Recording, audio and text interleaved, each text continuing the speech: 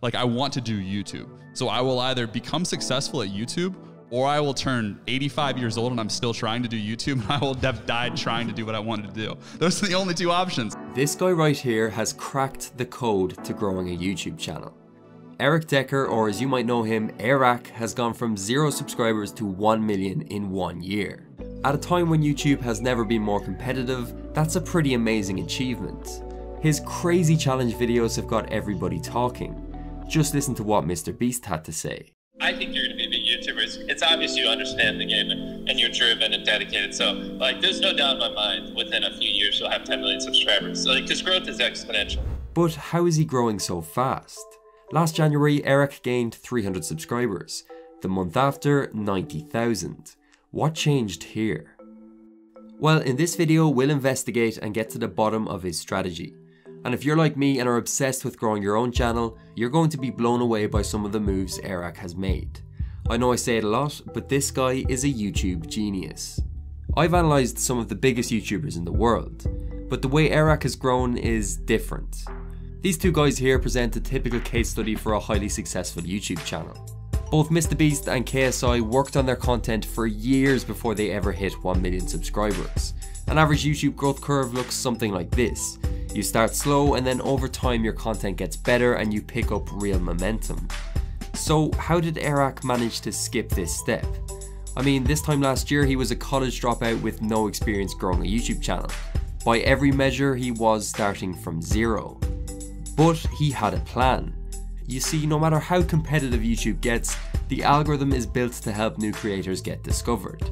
The issue is most people just don't know how to get picked up by the algorithm in the first place.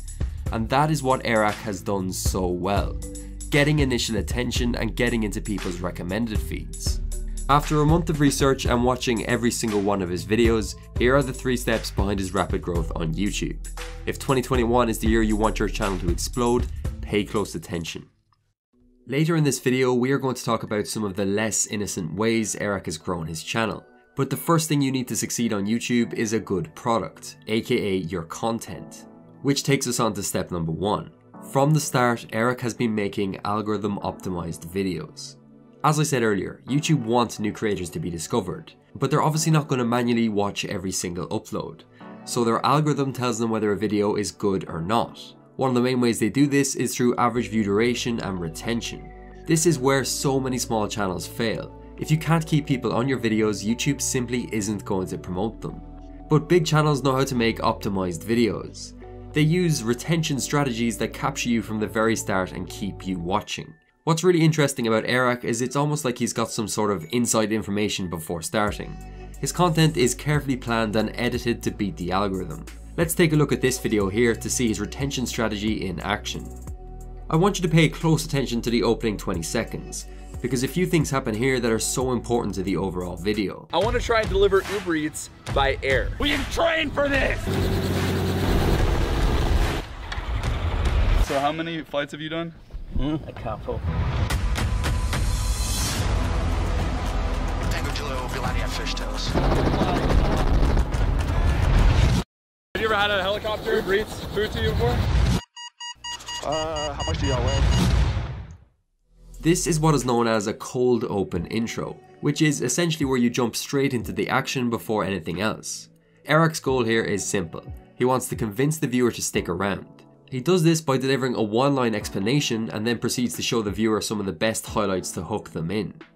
He also really cleverly includes clips that leave unanswered questions. Was the helicopter crashing? What was this guy's reaction? Within 20 seconds, the viewer knows what he's trying to do, they know that the video isn't clickbait, and they also have multiple storylines they want answered. With intros, a lot of the time it's better to show instead of tell. You can always fill in more of the details later on, which is what Airrack does next. In my experience, Uber Eats delivery, dude, it sucks so bad. So I thought to myself, what if we were to make that process actually good? Yeah, like when Uber Eats says that you're gonna get your meal in 15 minutes and it comes in like 25, what if we could deliver the food in like 1 minute? Now, how are we gonna do that? Well, here's the plan. I wanna try and deliver Uber Eats by air. This section is called the setup. The real key to high retention on YouTube is getting the balance right between context and action, so the viewer knows exactly what's happening while also being entertained. So within the first 2 minutes, Airrack has grabbed the viewer's attention. He makes sure to keep it through effective YouTube storytelling. All of his videos contain multiple conflict and resolutions. Something comes up that could put the whole plan into jeopardy and he needs to fix it. This keeps the viewer engaged as they wait to see the outcome, leading to what are known as continuous hold segments in a retention chart. Here the viewer can't click off because they need to see the outcome. Also notice how each of Airrack's videos has a clear payoff, a reward for watching to the end. In this case, seeing if they were actually able to deliver the food. This is placed at the very end and is deliberately short. Once you give the viewer what they want, they leave. So it makes sense for the conclusion of the video to be very quick. What's up, brother? Man, how are you? Great. 2 fish tacos, right? That's perfect, yeah. All right, we got you an extra order in there just for the inconvenience. Have you ever had a helicopter Uber Eats food to you before? This will be a first. Okay, cool. Now, combining all these tactics together, Airrack has retention that can compete with some of the biggest channels on YouTube, which tells the algorithm that this video is worth recommending. But what's the point in having good retention if you have no people actually finding the video in the first place? Which brings us on to step number 2. Airrack is stealing audiences. Most people when starting YouTube have 3 or 4 channels that inspire their videos. In Airrack's case, it's mainly Logan Paul, Dobrik and Mr Beast. A good way to find your content format is by trying to blend your favourite channels into one. For example, Airrack's videos often have a Mr Beast feel in terms of the idea, but he combines this with Logan's storytelling and David's fast-paced humour. In doing so, Airrack identified his target audience. He realised that someone who watched each of these 3 YouTubers might also be interested in him.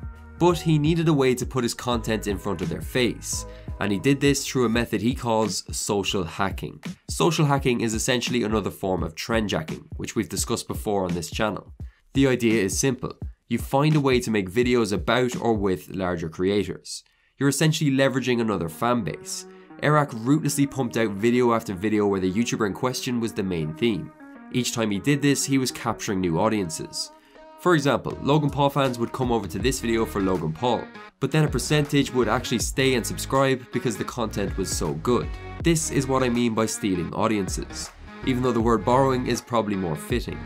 The key thing is, Airrack wasn't just using people's name for clickbait. He was delivering unique video ideas. Just listen to him describe this on the Colin and Samir podcast. And what I always tell people is, if you're going to try to do a collaboration, you have to create a situation where they win bigger than you do. You know what I mean? So for Logan, I just made his life so much easier by creating all the content that he needed and paying for all of his content for that day. Same thing with like ZHC. Like we did a video with ZHC, who's really incredible guy. Zach's awesome. The way I got in contact with him was I literally DM'd him the title and thumbnail of the video. And that he has millions and millions of followers on Instagram. And that was what got through to him. A lot of people try use other YouTubers in their title purely for views, but how many are actually making them part of the video? I mean, this guy was turning up at David Dobrik's set dressed as his lookalike, buying Logan Paul's couches and literally finding Mr Beast's island. Now obviously not everyone has the ability to do this, but it is a good example of how effective social hacking is. After these videos, Airrack had attracted a large viewership to his channel. This would serve as a foundation for his future content. However, there's still one crucial step missing: building long-lasting relationships with your audience. Make sure to stick around for this one because there's something Airrack has done that no other channel in history has. You see, going viral might seem like the hard part, but converting that momentum into subscribers that keep coming back is how you really grow. How do you do this? Make them part of the journey. Airrack heavily involves his audience in the video making process, whether it's coming up with ideas, deciding on what he does next, or even being part of the video themselves. This makes his channel feel more like a community than an individual, and the best way to build a community is by giving them a shared goal. In Airrack's case, this is simple, proving that it's still possible to grow on YouTube by hitting 1 million subscribers in 1 year. New people to his channel were sucked into this mission. He even became the first YouTuber in history to use affiliate marketing to gain subscribers. His Save Airrack campaign was actually genius. Airrack used a website that let his audience share subscriber links that would track how many people they referred, offering some pretty cool prizes. This resulted in almost 250,000 new subscribers in December alone. One thing was clear: Airrack was going to hit that 1 million mark no matter what. I think this is a great example of why it's not all about making viral content. Sure, that's what gets you your first growth, but people stay for the story. Speaking of setting a goal, I'm going to set a like target of 5,000 for this video. If Airrack was able to hit 1 million in 1 year, surely we can hit that.